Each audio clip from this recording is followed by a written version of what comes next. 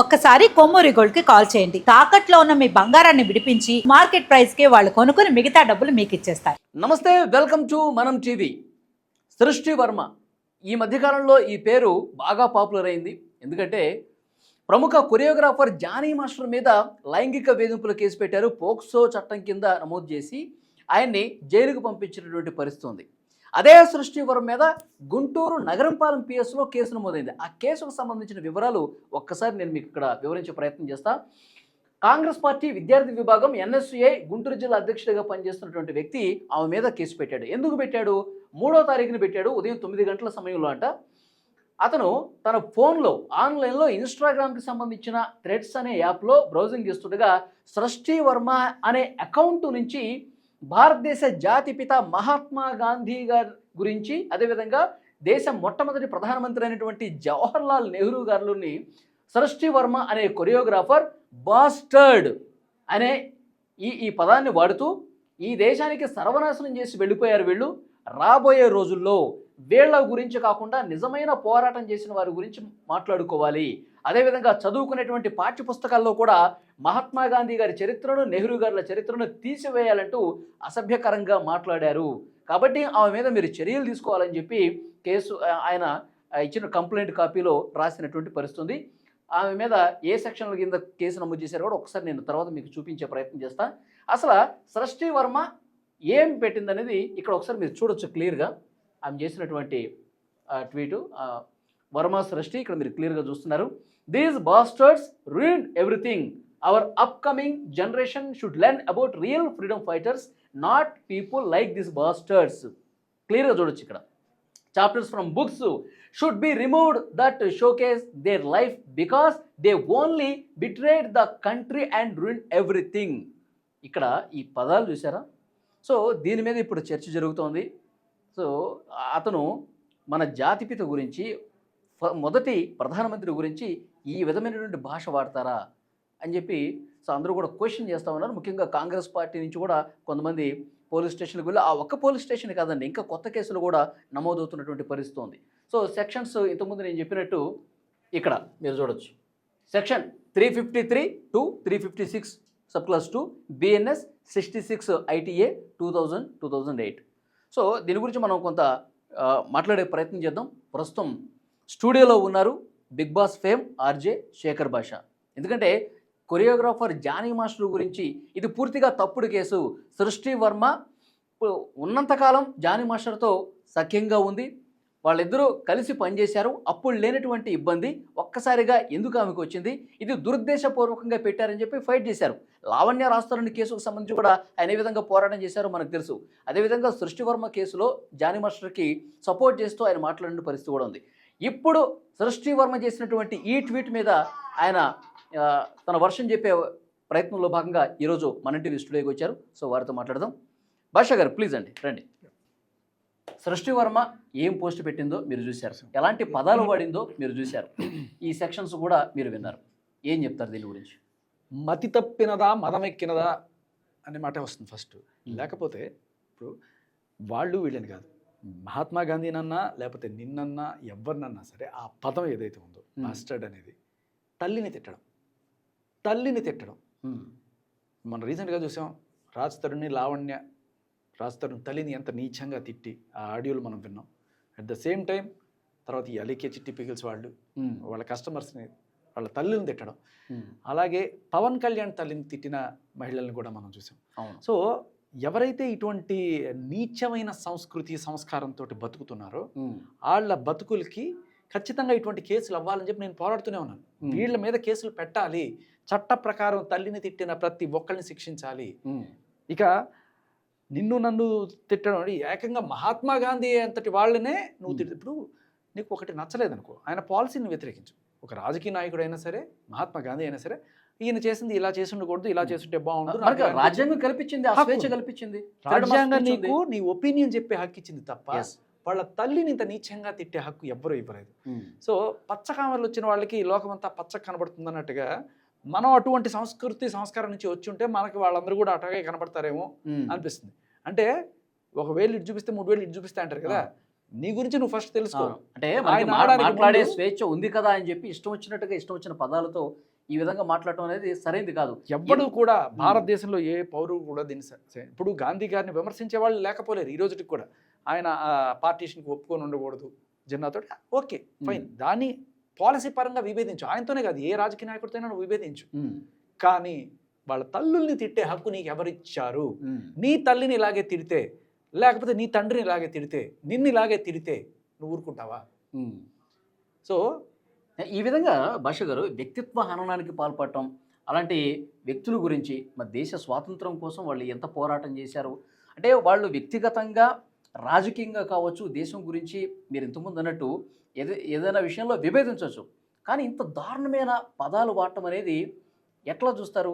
వాళ్ళ సంస్కారం అక్కడ రిఫ్లెక్ట్ అవుతుంది. ఇటువంటి సంస్కారహీనమైన వాళ్ళని మన సుకుమార్ గారు, అల్లు అర్జున్ గారు వాళ్ళ దగ్గరికి తీసి, అంటే మీ మీ ఇన్స్టిట్యూట్లో మీరు తీసే సినిమాల్లో జాతిపిత మహాత్మా గాంధీ గారిని ఇంత నీచంగా తోలనాడేటువంటి మహిళలకి మీరు పెద్దపీట వేసి వాళ్ళకి ఆపర్చునిటీలు కల్పిస్తూ వాళ్ళని ఓహో ఎత్తుకుంటున్నారంటే, మీరు కూడా దీన్ని సపోర్ట్ చేస్తున్నారా? ఇటువంటి మహిళని మీరు సపోర్ట్ చేస్తున్నారా? నేను అనేది ఇదే. ఇటువంటి సంస్కారహీనమైన వాళ్ళందరినీ మీరు తీసుకొచ్చి ఏం చూపిస్తున్నారు? ఆయన మాటల్లోనే అంట, అల్లు అర్జున్ గారు సభ్య సమాజానికి నువ్వు ఇచ్చే సందేశం ఏమిటి అని ఆయన అన్న మాటే నేను గుర్తు చేస్తున్నా. సో అల్లు అర్జున్ గారు అండ్ అలాగే సుకుమార్ గారు, మీరు పుష్ప 2 లాంటి గొప్ప దేశానికే తలమానికమైన ప్రాజెక్టులు లాంటివి మీరు తీసుకొచ్చి దేశం పేరు ఎక్కడెక్కడికో తీసుకెళ్తుంటే, మన దేశానికి అంత పేరు తీసుకొచ్చిన Mahatma Gandhi is not just a leader for India. నీకు తెలుసో లేదో, మహాత్మా గాంధీ గారు అంటే ప్రపంచం మొత్తానికి ఒక గొప్ప లీడర్, ఒక రోల్ మోడల్. ఎందుకంటే ఒక నెల్సన్ మండేలా, ఒక మహాత్మా గాంధీ గారు, వీళ్ళు ఇంతమంది ఉన్నా కూడా ఆయన అహింసతోనే పోరాడారు. అవును, ఆయన తీసుకున్న డిసిషన్ 2, 3 ఏదన్నా సరే పోయింటే అటు ఇటు అవ్వచ్చు కాగా, కానీ హీఈస్ అన్ ఇంటర్నేషనల్ లీడర్. అవును. సో అటువంటి మనిషిని ఇలా బాస్టర్డ్ అని తిట్టే సంస్కారహీనమైన మనిషికి మీరు కొరియోగ్రాఫర్గా ఇచ్చి, మీరే కదా ఎవరైతే ఆవిడ్ని కొరియోగ్రాఫర్గా పెట్టుకుంటున్నారో మీరందరూ కూడా ఈ మాట అన్నట్టే మీరు అంగీకరిస్తారా? అటువంటి వాళ్ళని మీరు సపోర్ట్ చేస్తున్నారంటే, ఇండస్ట్రీలో ఎవరైనా సరే ఆవిడకి ఈ రోజున కూర్చోబెట్టి పెద్దపీట వేసి ఇస్తున్నారంటే, వాళ్ళందరూ కూడా గాంధీ గారిని ఆ మాట అన్న వాళ్ళని సపోర్ట్ చేస్తున్నట్టే కదా. ఖచ్చితంగా వీళ్ళందరూ కూడా you should make a note. ఇటువంటి చీడ పురుగులు ఎవరైతే మహాత్మా గాంధీనే బాస్టర్డ్ అని తిట్టేంత నీచమైన సంస్కారహీనమైన బతుకుతున్నారు, అటువంటి వాళ్ళని మీరు మూవీల్లో కూర్చోబెట్టుకొని ఆఫర్లు ఇస్తే ఖచ్చితంగా రేపు ఈ యువజనం ఎవరైతే ఉన్నారో ఖచ్చితంగా మీ ఆఫీసుల ముందుకు వస్తారు, ధర్నాలు చేస్తారు. ఖచ్చితంగా మీరు దాన్ని సపోర్ట్ చేస్తున్నట్టుగానే భావించాల్సి వస్తుంది. ఇప్పుడు జానీ మాస్టర్ గురించి ఆమె పోరాటం చేశారు కదా, నాకు లైంగికంగా వేధించారు, నన్ను ఇష్టం వచ్చినట్టుగా ఇబ్బంది పెట్టారు అని చెప్పి పోక్సో చట్టం కింద కేసు నమోదు చేసి ఆయనకి జైలు వెళ్ళిన పరిస్థితుంది. ఇప్పుడు ఈమె మాట్లాడే భాష, దేశ నాయకుల పట్ల చేసినటువంటి ఈ కామెంట్స్ ఇవన్నీ చూసిన తర్వాత అసలు ఆమె పోరాటంలో నిజంగా నిజాయితీ ఉందని క్వశ్చన్ చేసేవాళ్ళు కూడా ఉన్నారు. ఖచ్చితంగా. ఇప్పుడు ఒక పోరాటం గురించి నీకు తెలుసుకోవాలంటే నువ్వు ఫస్ట్ చదువుకోవాలి. ఏం చదువుకున్నావు నువ్వు? 16 ఏళ్ల వయసులో చదువు వదిలేసి డీ జోడీ డ్యాన్సులు అంటూ పొట్టి బట్టలు వేసుకుంటూ అడ్డదిడ్డంగా నృత్యాలు చేసుకుంటూ చదువు అనేదే మానేసి, ఆ చదువుకుంటే కదా నీకు తెలిసేది. కనీసం ఒక డిగ్రీయో, ఒక హిస్టరీయో, ఒక పీజీయో ఏమైనా చేసావా? లేదు. మనకి కావాల్సిందేంటి? డబ్బులు, ఫేమ్ వెంబడపడి నువ్వేం చేసావు? చదువును వదిలిపాడుద్ది ఇక్కడికి వచ్చి ఇక్కడ వీటిలో కుప్పిగింతలు వేసుకుంటూ ఇవాళ నువ్వు ఏకంగా జాతిపిత మహాత్మా గాంధీని అనే స్టేజ్లో ఉన్నావు. నువ్వు నీ అవకాశం ఏంటి నువ్వు చూసుకో. నీ చదువేంటి? నీ సంస్కారం ఇవాళ బయటపడుతోంది. నీ చదువేంటి? నువ్వు ఏం చదువుకున్నావు? ఓకే, నీకు ఫస్ట్ చదువుకో, చరిత్ర తెలుసుకో, ఏం తెలుసు నువ్వు మాట్లాడుతున్నావు. భాషా గారు, ఇలాంటి దారుణమైన పదాలు అసలు వీళ్ళని నిజంగా చరిత్ర బాగా తెలిసి వ్యతిరేకించే వాళ్ళు కూడా వీళ్ళు పదాలు వాడరు. ఖచ్చితంగా రాజకీయంగా విభేదించే వాళ్ళు ఖచ్చితంగా జాతీయ పార్టీ. నేనున్నాను, నాకే పార్టీషన్ నచ్చదు. గాంధీ గారు ఆ డిసిషన్ తీసుకోవడం వల్ల సరే ఆయన ఏదో అప్పుడు మత కలహాలు చెలరేగుతున్నాయి, ఆగిపోతాయేమో అని అనుకున్నారు. కానీ 10 లక్షల మంది చచ్చిపోయారు దానివల్ల. Some decisions I might not agree, you might not agree, but అంత మాత్రాన ఆయన తల్లి గారిని తిట్టడం ఏ రకంగా కరెక్ట్ అవుతుంది? ఇంకొకటి ఇక్కడ మీరు గమనించాలి, ఈవిడ ఏంటంటే పుస్తకాల్లో ఏమంటారు వీళ్ళ గాంధీ గారి, నెహ్రూ గారి చాప్టర్లు తీసేయాలంట పుస్తకాల్లో. నువ్వు ఏమన్నా అసలు జీవితంలో ఎప్పుడైనా పుస్తకం చదువుకొని చచ్చావా? పుస్తకాల గురించి నువ్వు మాట్లాడేంత గొప్పదన్నా? నువ్వు ఏం చదువుకున్నావని, నీకు ఏ అర్హత ఉందని, సిలబస్ గురించి నువ్వు మాట్లాడే నువ్వు డిఈఓవా, లేకపోతే నువ్వు ఏదైనా కనీసపు చదువుకున్నావా? నువ్వు చదువుకున్నది ఏమిటి? ఎలా డ్యాన్సులు చేయాలి, ఎలా కుప్పగింతలేయాలని తెలుసుకొని ఇవాళ మహాత్మా గాంధీని నువ్వు అంటావా? ఇక్కడ చూడు, నిజమైన పోరాటం చేసిన వారి గురించి మాట్లాడుకోవాలంటే ఈ మహాతల్లి గురించి పుస్తకాల్లో రాయాలని అనుకుంటుంది ఏముంటావు. ఓకే, ఈ మహాతల్లి ఒక పోరాటం చేసింది. ఆ పోరాటం ఏమిటి? జానీ మాస్టర్ నన్ను 17 ఏళ్ళు ఉన్నప్పుడే నన్ను ఇది చేశాడు, ఇప్పుడు నాకు 22 ఏళ్ళు అని చెప్పి 22 ఏళ్ళు 21 ఏళ్ళు ఉన్నప్పుడు అప్పుడు జరిగిన దాన్ని తీసుకొచ్చి ఇప్పుడు పోక్సో కేసు పెట్టిన మహామహిళ. సరే, అది పక్కన పెడితే మనం ఆల్రెడీ ఆ ఆడియోలన్నీ విన్నాం. నేను జానీ మాస్టర్ని ప్రేమించాను, పెళ్లి చేసుకుందాం అనుకున్నాను, అక్కడికి తెలిసిపోయింది, ఇవన్నీ కూడా ఉన్నాయి. అవన్నీ బయటకు వస్తే, నిజం ఎక్కడ బయటకు వస్తే తన కేసు వీక్ అయిపోతుందని ఆఖరికి ఆ నిజం బయట పెట్టిన నా మీద కూడా కేసు పెట్టింది. సో నిజమైన పోరాటం, నిజం అని మీరు ఎక్కడైతే మాట్లాడుతున్నారో ఆ నిజానికి మీరు సమాధానం చెప్పే ధైర్యం మీకుందా సృష్టి? నేను అడుగుతున్నాను. ఆ నిజానికి మీరు మీ నిజం అనేది బయట నేను చూపించాను, దానికి సమాధానం ఈ రోజు దాకా ఆవిడ చెప్పట్లా. తప్పించుకుని కోర్టులో చెప్తాను. మరి అటువంటి నిజాన్ని నిర్భయంగా మీరు దానికి సమాధానం చెప్పే దమ్ము లేని మీరు నిజమైన పోరాటం గురించి మీరు మాట్లాడతారు అంటే మీ చరిత్ర గురించి రాయాలనుకున్నారంటే పుస్తకాల్లో. అంటే ఈ విధంగా అంటే ఎవరు చూడరులే, దీని మీద అసలు చర్చ జరగదులే, ఎందుకు నేను చెప్పిందే కరెక్ట్ అని చెప్పి భావిస్తారా? ఇది చాలా మంచి పాయింట్. ఇప్పుడు ఏంటంటే ఒక ఫ్యాషన్ అయిపోయింది. ఇప్పుడు బీజేపీ గవర్నమెంట్లో ఉంది కాబట్టి ఇప్పుడు గాంధీ వాళ్ళ వారసత్వం నెహ్రూ గారి దగ్గర నుంచి రాహుల్ గాంధీ వరకు, గాంధీ తర్వాత ఇందిరాగాంధీ తర్వాత రాహుల్ గాంధీ, ఇలా వీళ్ళందరూ కాంగ్రెస్ పార్టీ వాళ్ళు కాబట్టి ఇప్పుడు బీజేపీ గవర్నమెంట్లో ఉంది కాబట్టి నేను గాంధీని ఏమన్నా తిట్టినా కూడా నన్ను ఎవ్వడు ఏమన్నాడు అని చెప్పి ఇంకా భారతీయ జనతా పార్టీ నన్ను ఓన్ చేసుకుంటది ఇలా లేకపోతే మా ఉత్తరప్రదేశ్ యోగి ఆదిత్యనాథ్, ఈవిడ ఉత్తరప్రదేశ్ నుంచి కదా వచ్చింది, ఆయన కూడా ఈవిడికి శభాషమ్మ ఇంకో 4 బూతులు తిట్టని చెప్పి అంటాడు అనుకుంటుందా? ఇది అంటే పావంగా విభేదించవచ్చు, కానీ బాస్టర్డ్ అనే నీచమైన పదజాలం. నువ్వు ఒక మహిళవే కదా, నువ్వు ఒక మహిళవైతే ఒక మహిళని అంత నీచమైన పదజాలం వాడగలవా? మనం అలాంటి వాళ్ళం అనుకుంటేనే మనం వేరే వాళ్ళని అనగలం, అంత దిగజారిపోతే తప్ప. ఓకే, కానీ ఇది ఎప్పుడో వచ్చింది సార్. ఆమె ఇది ఏదైతే ఆమె థ్రెడ్స్లో పోస్ట్ చేశారో అది చాలా ముందులోనే వచ్చింది, కానీ ఇప్పటి వరకు కూడా దీన్ని ఎవరు పెద్దగా పట్టించుకొని దీన్ని కొంచెం లైమ్లైట్లోకి తీసుకురావాలి. విచిత్రం చెప్తా. ఇప్పుడు ఎంత ఉన్నా కూడా ఈ పార్టీలు, ఈ పాలిటిక్స్ ఇవన్నీ జరుగుతుంటాయి. బట్ ఇప్పుడు ఫస్ట్ గాంధీ గారిని కానీ నెహ్రూ గారిని కానీ అంటే ఏ పొలిటికల్ పార్టీ ఫీల్ అవుతుంది? ఓపెన్గా చెప్పుకోవాలి, కాంగ్రెస్ పార్టీ ఫస్ట్ ఫీల్ అవుతుంది.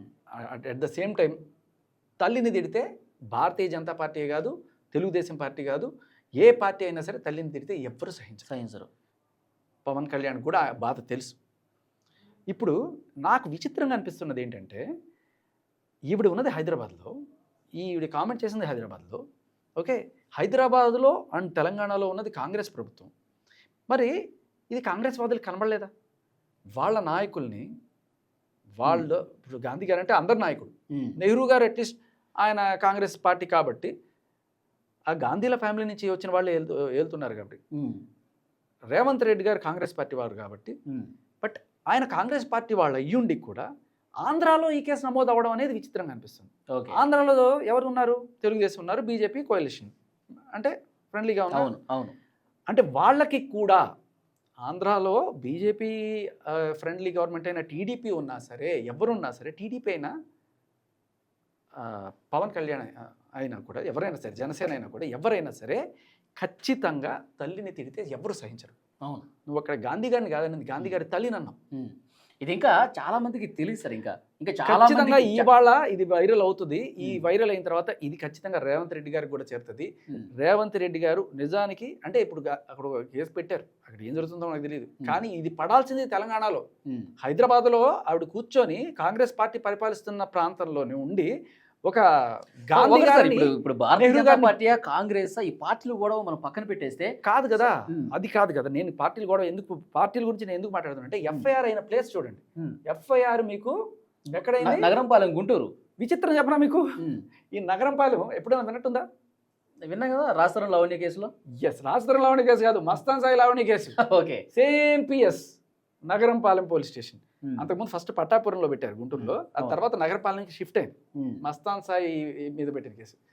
సో హిస్టరీ రిపీట్స్ అన్నట్టుగా ఏం జరుగుతుందంటే, ఈవిడ నిజమైన పోరాటం అన్నారు కదా, నిజమైన పోరాటం చేసిన శేఖర్ భాష. ఎందుకంటే సృష్టివర్మ నిజాలను బయటకు తీసుకొచ్చి అందరి ముందు చూపించా నేను, ఓకే, వినిపించా ఆవిడ నోటితో అన్నమాట. ఓకే, జానీ మాస్టర్ నేను ప్రేమిస్తున్నాను, పెళ్లి చేసుకున్నాను, ఇవన్నీ చెప్పేసి నువ్వు ఆయనను రేపు చేశాడని చెప్పి కేసు పెట్టేసావని చెప్పి నిలదీసినప్పుడు నా మీద కేసులు పెట్టి నా నోరు మోయించి నిజం బయటికి రాకుండా ప్రయత్నించిన మహిళ ఈవిడ నిజమైన పోరాటం గురించి మాట్లాడుతుంది. హాస్యాస్పదం. సో బట్ బేసికల్లీ ఆ రోజు నా మీద కేసు పెట్టినప్పుడట లావణ్య ఈవిడ ఇద్దరు కూర్చొని నార్సింగి పిఎస్కి వెళ్ళి లావణ్యం కుక్క పిల్లని ఎత్తుకొని ఇట్లా పెట్టండి సార్, ఇచ్చేయండి సార్, బెయిల్ ఇచ్చేయండి సార్ అంటే పెట్టండి సార్, శేఖర్ భాష మీద కేసు పెట్టండి సార్ అంటే ఏం పెట్టాలమ్మా అంటే పెట్టండి సార్, ఇదిగో యూట్యూబ్లో నా గురించి సృష్టివర్మ లావణ్య ఇద్దరు కలిసి వెళ్ళారు. అదే రోజున ఆ పైన అక్కడ చూసిన వాళ్ళు మొత్తం మనకు క్లియర్ కట్గా చెప్పారు. ఓకే. సో అది అంటే మేబీ 6 నెలలు సావాసం చేస్తే వాళ్ళు వీలవుతారంటారు కదా. సో లావణ్య బూతులు పోతారో అని మనందరికీ తెలుసు. ఆవిడ డ్రగ్స్ బాగోతో 45 రోజులు చెంచల్ కూడా జైల్లో ఉండొచ్చింది. ఇటువంటి వాళ్ళతో నువ్వు స్నేహం చేసుకుంటూ ఇటువంటి వాళ్ళతో తిరిగితే నీకు ఫైనల్గా అటువంటి బూతులే వస్తాయి. ఓకే, ఆ సంస్కారం ఈవిడికి అంటుకున్నట్టుంది. ఇప్పుడు కేసు అయితే నమోదైంది, ఈ సెక్షన్స్ కూడా పెట్టారు. మీరు ఏం కోరుకుంటున్నారు ఇప్పుడు? నేనేం కోరుకుంటున్నానంటే ఈ కేసు అక్కడెక్కడో సరే పెట్టారు, బాగానే ఉంది, బట్ ఇక్కడ ఎందుకు పెట్టలేదు? కాంగ్రెస్ ప్రభుత్వం ఉన్న ఈ ప్రదేశం మీరు పోరాటం చేస్తున్నారు కదా, మీరు పెట్టండి కేసు, మీరు పెట్టండి. బాస్టర్డ్ అనే పదం మన జాతి పితను ఉద్దేశించి, మొదటి ప్రధానమంత్రిని ఉద్దేశించి ఇంత దారుణమైన భాష మాట్లాడింది కదా. ఇప్పుడు జాతి పితే ఆ మాట అన్నప్పుడు జాతి పిత జాతి మొత్తాన్ని అన్నట్టే కదా. అవును, ఎవరైనా పెట్టచ్చు. ఆ మాట ప్రతి ఒక్కరికి వర్తిస్తుంది. సో కాబట్టి ప్రతి ఒక్కళ్ళు కూడా హర్ట్ అయిన ప్రతి ఒక్కళ్ళు కూడా ఖచ్చితంగా ముక్కు నేలకి రాసి క్షమాపణ చెప్పాలి, దానికి తగ్గ శిక్ష అనుభవించాలి. దీనికోసం మనం పోరాడాలి ఖచ్చితంగా. సో ఎందుకంటే ఇది చాలామందికి తెలియదు సార్, చాలా కొద్దిమంది మనలాంటి వాళ్ళకి తెలుసు. ఇప్పుడు మనం ఎక్కువగా ప్రజల్లోకి తీసుకెళ్తే ఆమె మనస్తత్వం ఏంటి, పెద్ద నాయకుల పట్ల, జాతి పెద్దల పట్ల డౌట్ ఏంటంటే నువ్వు అడిగావు కదా, ఇప్పుడు నువ్వు వెళ్ళి అక్కడ కేసు పెట్టచ్చు కదా అని చెప్పి. మరి ఇట్లా ఇది నాకు తెలిసి నగరం పాలనలో ఈ అబ్బాయి మాత్రమే చూసాడా? ప్రపంచం అంతా చూసింది కదా. ఎవ్వరు కేసు పెట్టాలని వెళ్ళలేదా? మేబీ ఇక్కడ కూడా ఎవరో వెళ్ళుంటారు ఖచ్చితంగా కేసులు పెట్టడానికి. ఇక్కడ ఎవరు పోలీసులు పెట్టించుకొని ఉండరా? అంటే రిజెక్ట్ చేశారంటారా? రిజెక్ట్ చేసి ఉంటారు ఖచ్చితంగా. ఓకే, ఎందుకంటే ఈవిడకి హైదరాబాద్లో ఫాలోయింగ్ ఏం తక్కువ లేదు. హైదరాబాద్లో ఎంతోమంది ఉన్నారు. ఈ ట్వీట్ చాలా మందికే సర్క్యులేట్ అయి ఉంటుంది. మరి అందులో కొంతమంది కాంగ్రెస్ నాయకులు, కాంగ్రెస్ యోజన కార్యకర్తలు వీళ్ళందరూ ఉంటారు కదా. మరి ఎక్కడో గుంటూరులో ఉన్న ఒక యువ విద్యార్థి లేకపోతే ఆ నాయకుడో వెళ్ళి పెట్టేదాకా మన హైదరాబాద్ లో ఉన్న కాంగ్రెస్ నాయకులకి ఏం చేస్తున్నారు వీళ్ళు? మీ నాయకుడు అంటే పిఎస్కి వెళ్ళి ఈ విషయం ఇట్లా మాట్లాడింది సార్, కేసు పెట్టండి అంటే వాళ్ళు పట్టించుకోవట్లేదనే? వాళ్ళు పట్టించుకోవట్లేదా లేదు పైరువీలు జరుగుతున్నాయా పైనుంచి ఏదైనా సరే? అంటే స్థానిక పోలీస్ స్టేషన్లో ఉన్నవాళ్ళు హీరోలకి డైరెక్టర్లకు ఫోన్ చేసి సృష్టివర్మ మీద ఇట్లా కేసు పెట్టడానికి వచ్చారని చెప్పి చిన్న కేసు వాళ్ళు పెట్టడానికి వస్తున్నారా? లేకపోతే ఎవరన్నా పెట్టడానికి వచ్చినప్పుడు ఈవిడ రికమెండేషన్ చేసి నాకు వాళ్ళు తెలుసు వీళ్ళు తెలుసు, నేను పెద్ద పెద్ద వాళ్ళ దగ్గర పనిచేశాను, చూడండి వాళ్ళతో మీకు ఫోన్ కొట్టిస్తానని చెప్పి అన్నప్పుడు వాళ్ళు ఫోన్లు చేసి ఏమన్నా ఇక్కడ కేసులు పెట్టకుండా ఆపుతున్నారా?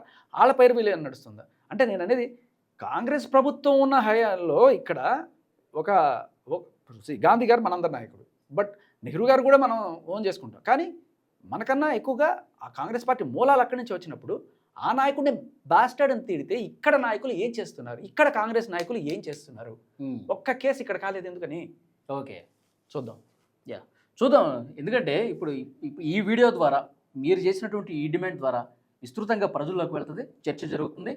ఆమె క్షమాపణ చెప్తుందా లేకపోతే కొత్త కేసులు ఉన్న నమోదవుతాయి అని కూడా చూద్దాం. థ్యాంక్ యూ వెరీ మచ్ భాషా గారు.